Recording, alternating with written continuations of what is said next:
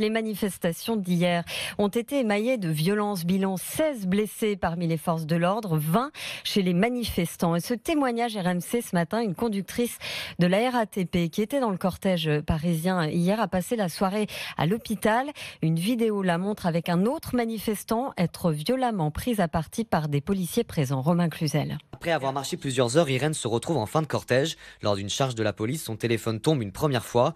Sur une vidéo, on la voit prendre un coup de matraque sur le bras alors qu'elle tente de le récupérer. Elle se penche alors à nouveau pour le ramasser. J'étais de dos et je sens que je me prends encore un coup de matraque sur la tête au niveau du crâne. Le coup était tellement fort que je commence à avoir un petit peu flou, à tituber un petit peu. Je mets ma main au niveau de la tête et je vois que mes mains étaient en sang.